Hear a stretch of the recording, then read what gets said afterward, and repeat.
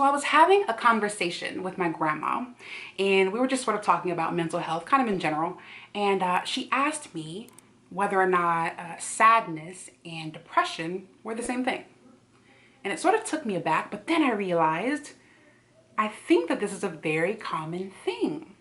I think it's a very common misconception. I know that a lot of us use the words sad and depressed sort of interchangeably and even synonymously, but that's actually not the case. I'm Raven, a mental health enthusiast, and today we're going to be talking about the difference between sadness and depression.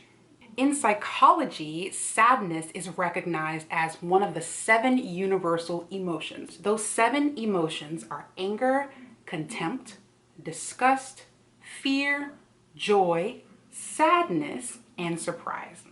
So these are sort of universal emotions that all of us on the planet, right, around the world, we all experience, right? Sadness is an emotion that we all have and will continue to experience throughout the span of our entire lives. And because it's a universal emotion, it's something that we can all identify with.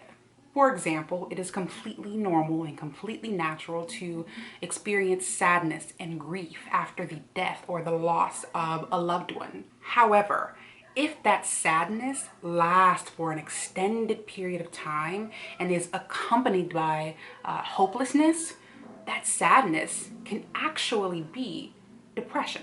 Unlike sadness, depression is a clinically recognized mental disorder outlined in the DSM-5.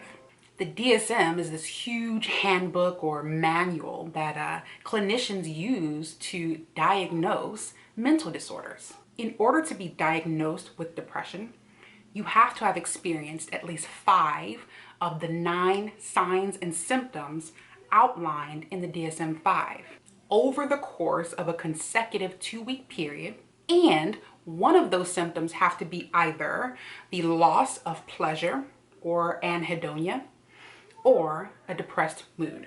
According to the DSM-5, those 9 symptoms of depression are as follows. Number 1 is a depressed mood or an irritable mood in children. So depression can look a little bit different in children and adolescents. Number 2 is a loss of interest or pleasure in almost all activities. This is called anhedonia. A lot of times this looks like the loss of interest or the loss of pleasure in things that one has previously liked to do.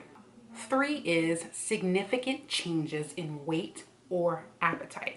So you gain a lot of weight, you lose a lot of weight, you're suddenly super hungry, or you're suddenly not very hungry at all. Just kind of depends on the person. Number 4 is insomnia or hypersomnia. We know that insomnia means you can't sleep, and hypersomnia means you're sleeping all the time. 5 is psychomotor agitation or psychomotor retardation. And all these 2 things mean is psychomotor agitation means that someone can visibly see that you're moving really fast, or psychomotor retardation means that someone can visibly see that you're moving kind of slower. Yeah, you walk kind of slower, way more chill. That could be a sign of depression. 6 is fatigue or loss of energy. 7 is feelings of worthlessness. Number 8 is the diminished ability to think or concentrate. It also looks like indecisiveness. Number 9 is recurrent thoughts of death or suicide. This can also look like a suicide attempt. When I explain the difference between sadness and depression to someone, the simplest way that I can do this looks like this. Sadness is what we consider normal behavior. It is an appropriate response to a perceived negative event or occurrence. Depression is what we consider to be abnormal behavior. It's evidence that a person is having difficulty with coping with the perceived negative event or occurrence. So think about it like this. Sadness is normal behavior. Depression is abnormal behavior. If you enjoyed this video, I think you'd really like another video of mine titled, "Why is it so hard to talk about mental health?" Please hit that subscribe button and hit the bell notification so that you're notified as soon as I post a new video, just like this one. I'll see you next time. Bye.